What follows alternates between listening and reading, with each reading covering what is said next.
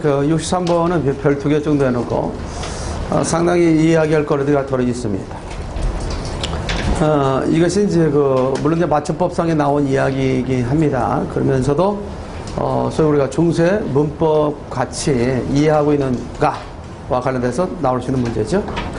첫 번째, 히읗 종성체의 경우 뒷말의 첫 소리는 거선 소리로 젖는다. 우리가 히읗 종성체이라는 어떤 용어에 대해서 이해하고 있지 않다면 상당히 어려울 수 있죠. 그래서 우리가 중세 때 히읗을 받침으로 갖고 있는 체언이 있었다. 그것을 이름하여 히읗 종성체언이라고 해요. 히읗 종성체언은 현행과 학교 문법의 그런 부록 속에서 고전 문법이 옛말 문법이 좀 언급이 되어 있는데 그 옛말 문법 가운데 보면 한 81개 정도가 발견돼요. 몇 개?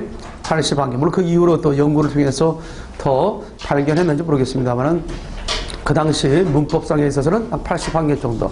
근데 그 81개에 있어서 이 공통점을 갖다 보니까 대체적으로 모음절로 끝난 모음절이나 니을 받침으로 끝난 체언 가운데 어떤 신체를 나타내는 말, 신체나 자연물을 나타내는 말 이런 것들이 히읗을 받침으로 갖고 있는 체언으로서 이해되고 또 두 번째는 니은이나 미음 받침. 예컨대 니은 받침으로 끝난 것 가운데는 안팎이라는 말이 있어 없어요? 있죠? 이런 것들. 그러니까 대체적으로 보면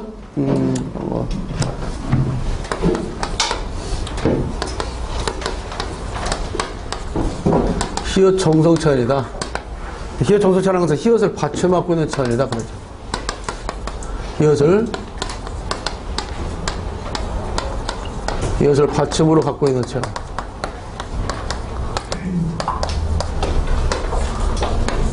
자, 히읗을 뭘로 갖고 있는 체언 시죠? 받침으로 갖고 있는 체언을 히읗 종성체언이다. 이게 알 수 있는 거고. 주로 이제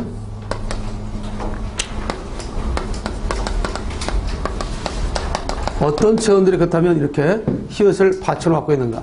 받침 없는 모음음절. 받침 없는 모음절. 저렇게 받침 없는 모음절이나 그 다음에 리을 받침으로 끝난 체언.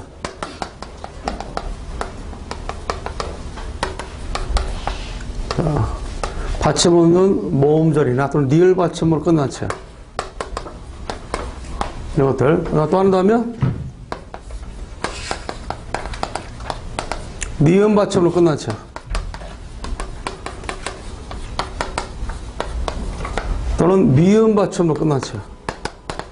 이런 것들을 통해서 히읗을 받침으로 하는 것이 있더라. 특히 그 받침 없는 모음절, 니을 받침으로 끝난 체언 가운데 어떤 것들이 해당되느냐면 주로 신체를 나타내는 말이랄지 수를 나타내는 말이랄지 저기 됐죠? 공간을 나타내는 말, 공간이나 시간을 나타내는 말 이런 말들은 대체적으로 받침 없는 모음절이나 니을 받침 끝난 체언 가운데 주로 무엇을 나타내는 말? 신체, 수, 공간, 시간을 나타내는 말 이것들은 대체적으로 히읗을 받침으로 갖더라 라는 이야기가 됩니다. 알겠죠? 자, 그렇다면 신체를 나타내는 것 가운데 가장 대표적으로 이해될 수 있는 것 중에 하나가 뭐가 있어요? 머리라는 말 있습니까? 없습니까? 있죠? 머리라는 걸 그때 할 수 있잖아. 머리에 따른 히읗을 받침으로 갖는 체언. 또는 우리가 잘 알 수 있는 것 가운데 뭐가 있다? 살이 있다. 살도 역시 이제 보면 니을 받침 끝났죠? 그래서 이것도 역시 히읗을 받침으로 갖는 체언이다라고 이해할 수 있습니다. 수와 관련해서 나타내는 말은 이제 하나 하면 이것도 역시 히읗을 받침으로 갖는 체언이었고 둘 하면 이것도 역시 히읗을 받침하는 체언이라는 것을 우리는 알 수 있습니다. 알겠죠? 잘하다. 그 다음에 공간을 나타내는 체언 가운데 보면 뒤가 있다. 뒤는 공간, 앞과 뒤 할 때 뒤 있죠? 히읗을 받침으로 갖는 체언이다 라고 얘기할 수 있어요. 뒤. 이해 됐습니까? 이런 부분들이 우리 생각을 해볼 수 있는 거고 시간을 나타내는 말 가운데 또 대표인 것 중에 하나는 81개 단을 다 외울 수는 없으니까 이런 특징만 알고 있으라고. 최근에 와서 시험 문제 가운데 히읗 종성체언이 아닌 것은 뭐냐 그런 식의 문제는 서울시에서나 7급에서는 살아있지만 여러분들 9급 시험에서는 거의 없으니까 일단 히읗 종성체언이 무엇인가만 알고 있으면 돼. 알겠어요? 그래서 나조라는 말은 이제 뭐냐면 나조라는 말이 저녁이라는 뜻이거든. 저녁. 그래서 이것은 히읗을 받침으로 가는 체언이다 라고 얘기할 수 있습니다. 자, 니은 받침으로 끝난 체언 가운데 히읗을 받침하는 것은 뭐가 있을까요? 가장 대표적인 안이 있다. 안. 그래서 이 안도 히읗을 받침하는 거죠. 그래서 이제 박이 오면 축약돼서 뭐가 되죠, 우리가? 안팎이 되죠. 시작. 안팎. 미음으로 끝난 체언 가운데 대해서 이게 선택하면 뭐가 되지? 암. 자, 우리가 수컷이나 뭐로 되어 있다는 점? 암컷, 수컷, 암컷 할 때, 그러죠? 그러니까 이것도 히읗을 받침하는 것이다. 개어니까 뭐가 되지?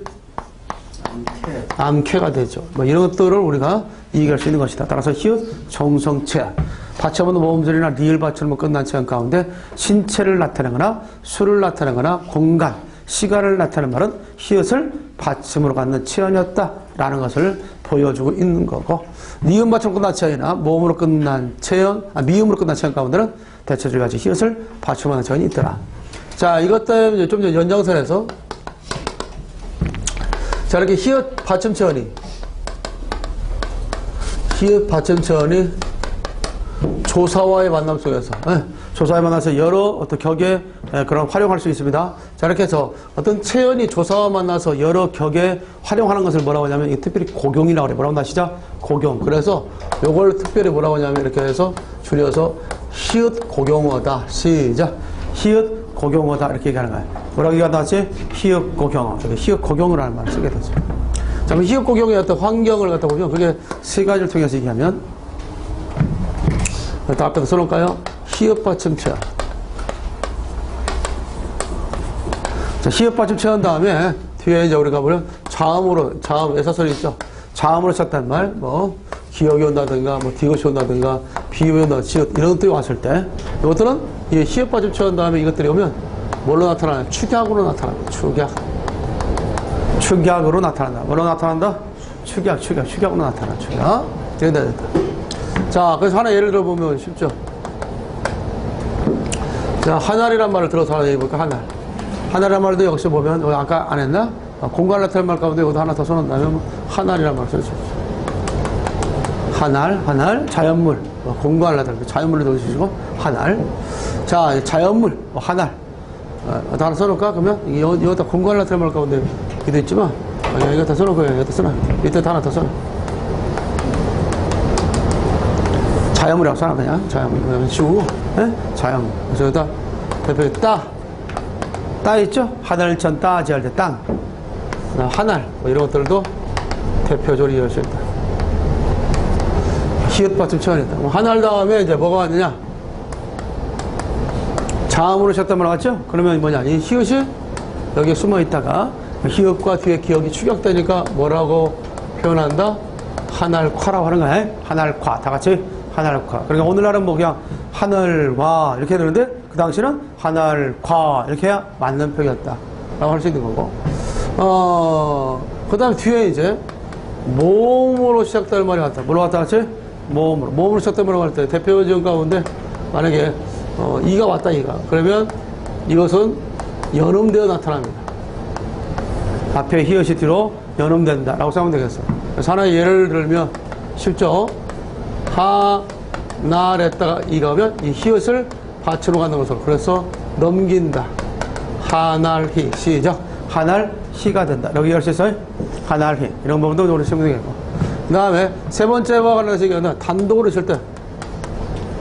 자, 히읗 받침 체형이 뭘로 있을 때 같이? 단독으로 있을 때. 히읗 받침 체형이 단독으로 있을 때는, 그냥 단독으로 있을 때는 그대로 하날로 돼. 그래서 히읗이 겉으로 드러나지 않는다. 이게 단독형이에요.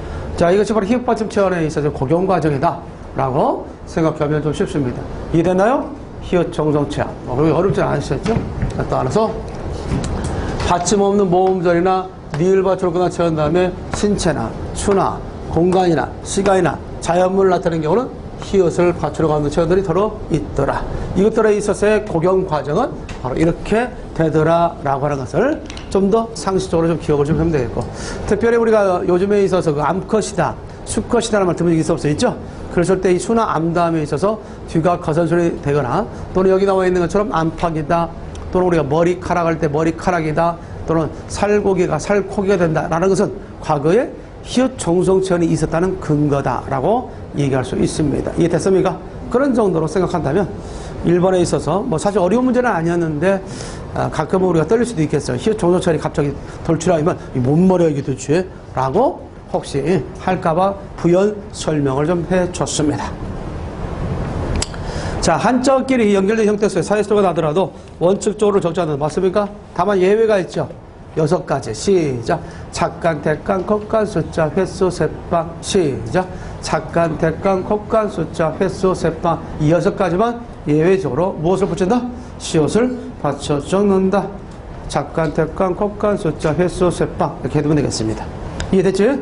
잘 정리해두면 되겠고. 자, 그 다음에 택간 횟수 경우는 사실을 적지 않아 틀렸지. 그래서 예외적으로서 붙여줘야 된다라고 하는 것도 알고 있으면 되겠습니다. 다만 찻잔이라는 말, 찻잔이 이제 우리 한자에서 온 말이지만 완전히 우리말로 굳어져서 차잔 하면 뭐 짜장 뭐 이렇게 될 수도 있으니까 찻잔은 그대로 시옷을 붙이는 것이 맞는 표기로 됩니다. 그러니까 착간, 택간, 곱간, 숫자, 횟수는 그대로의 한자로서 인정되고 찻잔을 때는 그것이 완전히 우리말화된 거야. 그래서 시옷 받침을 붙이는 것을 맞는 걸로 처리합니다. 알겠어요? 차잔이 아니라 시작 찻잔 이렇게 적어야 된다고 오늘 기억을 해두면 되겠어요. 자, 그 다음에 입대를 부정할 경우 이때에 입대로 부정된다. 자, 비읍이 첨가된 형태죠? 비읍이 첨가된 형태죠. 접대. 우리가 이 비읍이 첨가되는 경우에 있어서는 3가지 경우가 있죠. 시작. 쌀, 시대. 시작. 쌀, 시대. 뭐, 쌀, 시대, 쌀이 하면 돼. 뭐, 쌀, 시대, 쌀이. 쌍시역 계열과 비읍 계열이 있습니다. 그래서 비읍이 첨가되는 경우는 그래서 햇살, 햅쌀, 햅쌀. 찻쌀, 찹쌀, 찹쌀. 그렇게 되죠. 자, 볕시, 벽시, 벽시. 대쌀이, 탭쌀이, 탭쌀이. 그래서 대체로 쌀이나 씨나 그다음에 쌀이 같은 경우도 비읍이 첨가되고 때 할 때도 역시 비읍이 첨가돼서 이때가 아니라 입대, 저때가 아니라 접대라고 한다는 사실도 아울러 생각해 두면 되겠습니다. 이해되나요? 알겠죠? 반드시 숙지할 수 있도록 그렇게 하기 바랍니다.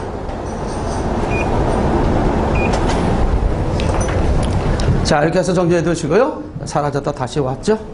자, 5번입니다. 순위말 합성 경우 앞말이 몸을 끝나고 뒷말이 첫 소리가 된 소리 나는 경우는 사이시옷을 적는다. 맞습니까?